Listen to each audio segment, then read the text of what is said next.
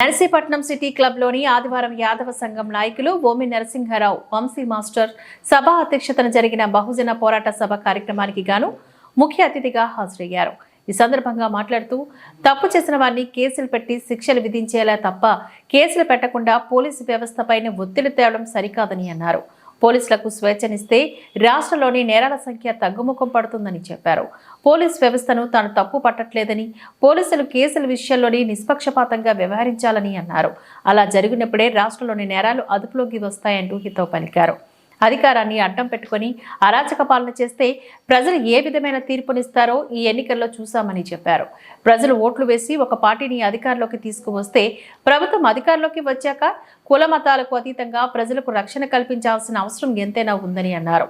ప్రభుత్వాలు మారినా పరిపాలన మారడం లేదని, రాష్ట్రంలోని వెనుకబడిన వర్గాలు దళితులపైన దాడులు తగ్గడం లేదని ఆవేదన వ్యక్తం చేశారు. కుటుంబ పాలన, రాజరిక పాలన అంతం పలకాలనే ఉద్దేశంతోనే బీసీవై పార్టీ స్థాపన జరిగిందని, సరికొత్త విధానం, మార్పు, ప్రజా రాజకీయం రావాలనే లక్ష్యంతోనే ముందడుగు వేస్తున్నామని చెప్పారు.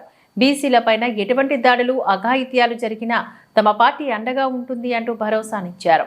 ఈ సమావేశంలోని బీసీవై నాయకులు నమ్మి అప్పలరాజు, సుధాకర్ యాదవ్, దేవర అనూస, మీడియం బాబురావు, హరి యాదవ్, నియోజకవర్గ ఇన్ఛార్జ్ జోగ చంద్రమౌళి, యాదవ హక్కుల సమితి నాయకులు ఇసరపు శేఖర్, పాల రమేష్, వియ్యపు భూలోక నాయుడు, బంకు అప్పారావు, వేల మంచిలి రమణ, పిల్ల వెంకటేశ్వరరావు, ఒమ్మి నూకరాజు, 4 మండలాల నుంచి యాదవ సంఘం నాయకులు, మహిళలు అధిక సంఖ్యలో పాల్గొన్నారు. ప్రభుత్వం తరఫున మీరు ఇక్కడ స్థానిక ప్రజా ప్రతినిధిగా మీరు ఆదుకోవాలని చెప్పి ఈ సందర్భంగా డిమాండ్ చేస్తూ, రాష్ట్రంలో ఎక్కడ ఏ సంఘటన జరిగినా ఈరోజు ముఖ్యంగా ప్రభుత్వం అవలంబిస్తున్న విధానంలో మార్పు రావాలని చెప్పి డిమాండ్ చేస్తూ, ఆ కుటుంబానికి ప్రతి ఒక్కరూ అండగా ఉండాల్సిన అవసరం ఉందని చెప్పి ఈ సందర్భంగా తెలియజేస్తూ, బీసీవై పార్టీ ఈరోజు ఒక ఆశయంతో, ఒక లక్ష్యంతో ఈ పార్టీలు, ప్రభుత్వాలు ఏ వర్గాలనైతే అణచివేయడానికి కృషి చేస్తున్నారో, ఏ వర్గాల అభివృద్ధిని అడ్డుకుంటున్నారో, ఏ వర్గాలపైన దాడులు చేస్తున్నారో వీళ్ళందరికీ కూడా అండగా ఉండాలి. ఈ రాష్ట్రంలో ఇలాంటి దోపిడీ పరిపాలన, ఇలాంటి ఏదైతే కుటుంబ పరిపాలనలు ఉన్నాయో వీటన్నింటికీ అంతం పలికి ఒక సరికొత్త విధానాన్ని తీసుకురావాలి, మార్పు తీసుకురావాలి, ప్రజా రాజకీయం కావాలనే ఆలోచనతో బీసీ యువజన పార్టీ ఆవిర్భావం జరిగింది. ఈ రాష్ట్రంలో ఎక్కడ వంశజులకు అన్యాయం జరిగినా, దళితులకు అన్యాయం జరిగినా, మహిళలకు అన్యాయం జరిగినా, దాడులు జరిగినా బీసీ యువజన పార్టీ అండగా ఉంటుందని చెప్పి ఈ సందర్భంగా తెలియజేస్తూ, పోలీస్ డిపార్ట్మెంట్ పోలీస్ వ్యవస్థ కాదు. పోలీసులను మనం తప్పుపట్టాల్సిన పని లేదు, పోలీస్ డిపార్ట్మెంట్ మనం తప్పుపట్టాల్సిన పని లేదు. ఏ పార్టీ అధికారంలోకి వచ్చినా, ఏ నాయకుడు అధికారంలోకి వచ్చినా రాష్ట్రంలో ఆ పార్టీకి సంబంధించిన ఎమ్మెల్యేలు, ఎంపీలు, మంత్రులు, నాయకులు, ఆ నాయకుల చెంచాలు, వాళ్ళ కుటుంబ సభ్యులు, వాళ్ళ కొడుకులు ఎవ్వరు ఏం చేసినా, ఎక్కడ ఎటువంటి నేరాలు చేసినా పోలీస్ డిపార్ట్మెంట్ మీద ఒత్తిడి తీసుకురావడం, కేసులు పెట్టకూడదు, చర్యలు తీసుకోవద్దు, తప్పు చేసిన వాడిని ఏమి చెయ్యకూడదు, వాడికి సన్మానాలు చేయాలని చెప్పి విపరీతమైన ఒత్తిడి చేసే కార్యక్రమము ప్రతి ప్రభుత్వము, ప్రతి నాయకుడు, మనం ఓట్లు వేసి ఎన్నుకున్న నాయకులు చేస్తున్నారు. కాబట్టి ఈ రోజు ఇలాంటి సంఘటనలు ఈ విధంగా రోడ్డు మీదకి వచ్చే పరిస్థితి ఉంది తప్ప, నిజంగా పోలీస్ వ్యవస్థకు స్వేచ్ఛనిచ్చి రాష్ట్రంలో ఎక్కడ మహిళలపైన దాడులు జరిగినా, అత్యాచారాలు జరిగినా, ఏ ఒక్కరి మీద హత్యా కార్యక్రమము లేదా ఇలాంటి నేరాలు జరిగినప్పుడు తరిమి కొడతారు, లేదా 24 గంటలు రాష్ట్రంలో శాంతి భద్రతలు ఎలా ఉన్నా, ప్రజల మీద దాడులు జరిగినా, మహిళల మీద అత్యాచారాలు జరిగినా, ఏం జరిగినా ప్రభుత్వాలు పట్టించుకునే పరిస్థితుల్లో లేదు. మరి ఇలాంటి ఈరోజు ఇక్కడ జరిగిన సంఘటనను మనం అందరం చూసాము. ఒక బలహీన వర్గానికి చెందిన ఒక వ్యక్తిని హత్య చేస్తే, హత్య జరిగిన వెంటనే దీని మీద కేసు నమోదు చేయడంలో అలసత్వము, నమోదు చేసిన తర్వాత హంతకులను గుర్తించడంలో అలసత్వము, హంతకులను అరెస్ట్ చేసి రిమాండ్కు పంపించడంలో అలసత్వము, విచారణ చేయడంలో అలసత్వము, కేవలం ఇలాంటి సంఘటనలు ఇక్కడ మాత్రమే కాదు, ఇలాంటి వ్యవస్థ లోపాలు ఇక్కడ మాత్రమే కాదు, రాష్ట్రంలో ఎక్కడ జరిగినా ఇదే విధంగా ప్రభుత్వం స్పందిస్తుందంటే కళ్ళు తెరిచి, ప్రభుత్వంలో ఉన్న పెద్దల కళ్ళు తెరిచి రాష్ట్రంలో జరుగుతున్న నేరాలను, మహిళల పైన జరుగుతున్న దాడులను, దళితులు బలహీన వర్గాల పైన జరుగుతున్న దాడులను అరికట్టాల్సిన బాధ్యత ఉంది. ఆ దిశగా పోలీస్ వ్యవస్థకు కావాల్సిన స్వాతంత్రం ఇవ్వాల్సిన అవసరం ఉందని చెప్పి ఈ సందర్భంగా కోరుకుంటూ మరొకసారి హతుడి కుటుంబానికి పార్టీ తరఫున అన్ని రకాలుగా అండగా ఉంటామని చెప్పి తెలియజేస్తూ, ఇక్కడ స్థానికంగా ఉన్న అనేక మంది పెద్దలు వాళ్ళకి ఆర్థికంగా చేయూతనివ్వడం కోసము ఇప్పటికే కొంత విరాళాల ద్వారా స్వీకరించారని చెప్పి తెలియజేయడం జరిగింది. దాంతో పాటు పార్టీ తరఫున 1 లక్ష రూపాయల ఆ కుటుంబానికి అందిస్తామని చెప్పి కూడా తెలియజేస్తూ, హతుడికి 2 పిల్లలు ఉన్నారని చెప్పి తెలియజేయడం జరిగింది.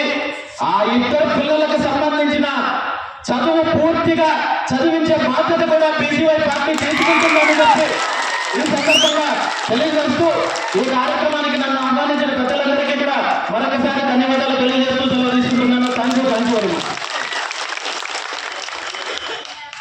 అభివృద్ధి చేయాల్సిన బాధ్యత కావచ్చు, ప్రజలకు ఉంటుంది, వ్యవస్థలకు ఉంటుంది. కానీ నిజంగా ఈరోజు ఆంధ్రప్రదేశ్ రాష్ట్రంలో ఇలాంటి సంఘటనలే కాదు, రాష్ట్రం మొత్తం మీద కూడా ఏ పార్టీ అధికారంలోకి వచ్చినా, ఏ ప్రభుత్వం అధికారంలోకి వచ్చినా, నాయకత్వం మారినా, నాయకుడు మారినా పరిపాలన మారడం లేదు. రాష్ట్రంలో వెనకబడిన తరగతులు కావచ్చు, మహిళల మీద జరుగుతున్న దాడులు కావచ్చు, హత్యలు కావచ్చు, దళితుల మీద జరుగుతున్న హత్యలు కావచ్చు, వీటిలో ఎక్కడా మార్పు రావడం లేదు. గత ప్రభుత్వ హయాంలో రాష్ట్రంలో ఒక రాక్షస పరిపాలన కొనసాగించారు, దోపిడీ చేశారు, సామాన్య ప్రజల దగ్గర నుండి ప్రతి ఒక్కరిని ఇబ్బంది పెడుతున్నారు. ఒక రాజరికమైన పరిపాలన. పోరాట సభకు విచ్చేసిన పెద్దలకు, మహిళలకు, యువతకు, ప్రతి ఒక్కరికి పేరు పేరున హృదయపూర్వక నమస్కారాలు తెలియజేస్తూ, ఈనాడు ఈ కార్యక్రమానికి రావడానికి ప్రధాన ఉద్దేశము రాజకీయపరమైనది కాదు, వ్యక్తిగతం కాదు, లేదా వేరే శుభకార్యము కాదు. ఈ ప్రాంతంలో అన్యాయంగా ఒక సోదర సమానుడైన నాగేశ్వరరావు గారిని హత్య చేయబడ్డారు, హత్య గావించబడ్డారు. ఆయన కుటుంబాన్ని పరామర్శించాలి, ఓదార్చాలి, ధైర్యం చెప్పాలనే ఉద్దేశంతో ఈనాడు నర్సీపట్నానికి విచ్చేయడం జరిగింది. స్వర్గీయ నాగేశ్వరరావు గారి ఆత్మ ఆ రాముల వారి పాదాల చెంతకు చేరాలని, అదేవిధంగా వారి కుటుంబ సభ్యులకు ఆ భగవంతుడు మనోధైర్యాన్ని ఇవ్వాలని మనస్ఫూర్తిగా మనందరి తరఫున భగవంతుని ప్రార్థిస్తూ, ఈరోజు ఇక్కడ జరుగుతున్న కార్యక్రమానికి బహుజనుల రక్షణ పోరాట సమితి పోరాట సభ అనే నామకరణంతో, అనే పేరుతో ఇక్కడ స్థానిక పెద్దలందరూ కూడా కలిసి కార్యక్రమం ఏర్పాటు చేశారు.